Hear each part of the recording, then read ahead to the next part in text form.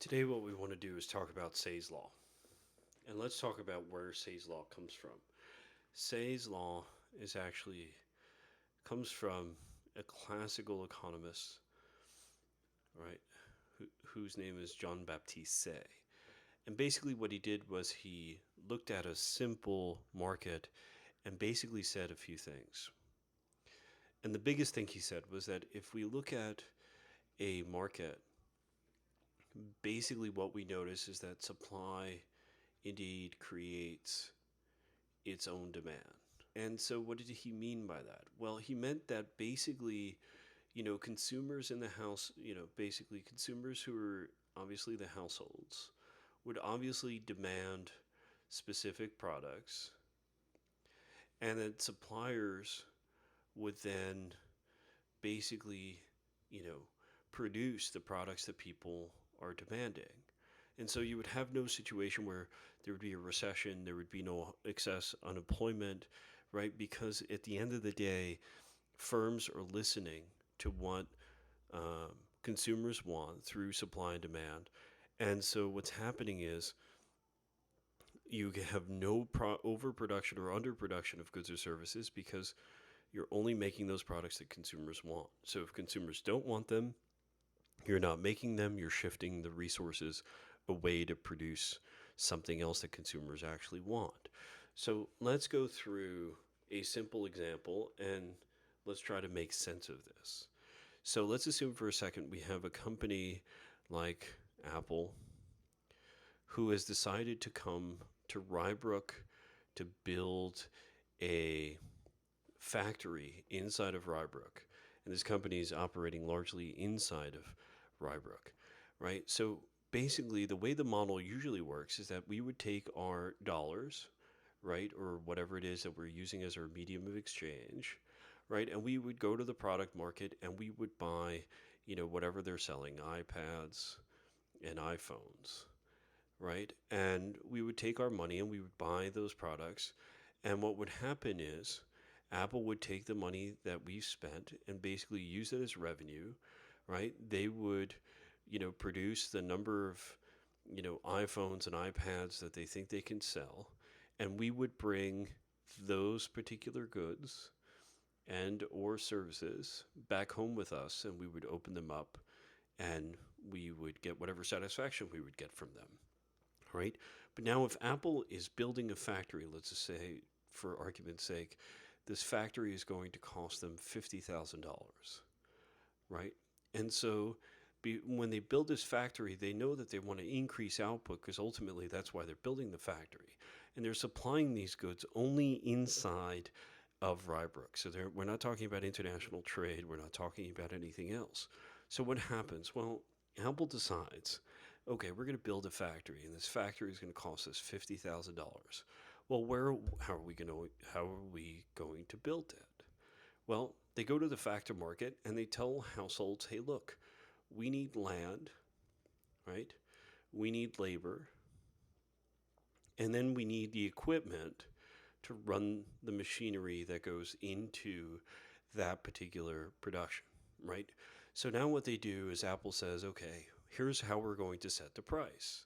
We're going to set that price for, let's say, out of that 50,000, we're going to say 30,000 of it is going to be for land, or actually, let's say labor. And then $20,000, or we could say $10,000, is going to be given to land. So we'll rent the space to build the factory from you. And then we're going to need, in capital, let's say we're going to need another $10,000 because we want to build the robots and build the machinery. So what happens? Well, once they have determined how much they're going to spend, right, and they say, okay, we're building this factory in Brybrook. Well, what's going to happen? Well, they're going to need the land, right? They're going to need the labor, and they're going to need the capital. So what happens is Apple takes the $50,000, and says, hey, we're going to pay the wages of folks who work. So we're going to take that 30,000 and we're going to pay you to show up. We're going to rent the land from you, right? And then what we're going to do is pay you back any interest that may come from owning that land, right? And we're going to pay back maybe the interest that we've taken on capital loans, whatever the case may be from firms. Usually banks do that, but we'll talk about that later. So what happens? Well, basically, we take these wages, rent, and interest that we've earned, and now we use that as our income, right, to start to purchase, right, the iPads and iPhones that will take place. Now, according to Say, right, supply is creating its own demand. So basically, by building these iPads and iPhones, we're demanding them, we want them, right? We're communicating that to Apple because we're showing up at the Apple store or the Apple factory in Rybrook and we're purchasing as many iPads and iPhones that we can get our hands on. So what ultimately happens, right, according to Say, is that what happens is really this $50,000 actually begins to grow. It's not $50,000 because ultimately what happens is that a price gets set for these iPhones and iPads, and we start to use our incomes to purchase those iPads and iPhones at the prices that they're set. So what starts to happen is that $50,000 factory will actually lead to $100,000. So multiply. And we'll talk about this later when it comes to Keynesian economics, because Say really didn't explain how this works. He just said, look, you're going to have this money flowing throughout the economy, and what will eventually happen is that consumers will decide, hey, we're just going to go out and buy because Apple is producing them.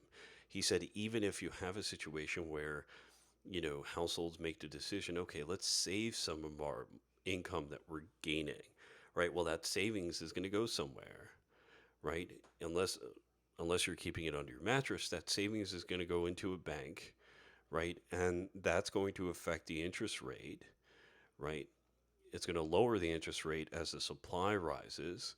So then what happens is that interest rate goes down, right? Apple says, hey, we're going to borrow more, right? So we're willing to pay more labor, and we're willing to pay more land, and we're willing to purchase more capital.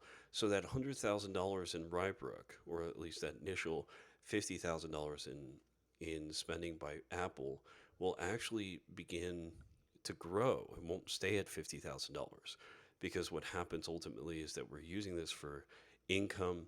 Apple will borrow more once those interest rates come down because of the supply of savings.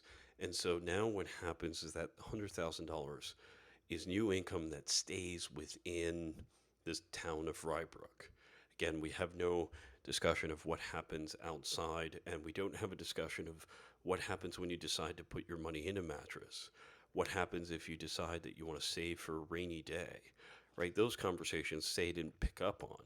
But what he did basically say is that when you have this circumstance where a company who's operating in self-interest, notice there's no government involvement, that at the end of the day, that firm is only going to produce what consumers want, and will produce it because they want it and they want it a lot. And what will happen is you'll have no recession, no unemployment, because Apple will communicate through the product market and through the factor market to employ those resources that they think is necessary to produce their iPads and iPhones. And once iPads and iPhones are no longer in demand, Apple will simply take its resources and produce maybe a watch. And so, because households want that watch, they'll continue to produce it, and then this cycle continues, right? At least that's the theory behind Say's law. We actually have to think about if this actually, in real life circumstances, actually works. Because if you get to a place like the Great Depression, the whole conversation begins to change because really doesn't have an answer to that question of, well, what if households decide, hey, I'm not going to spend any money now?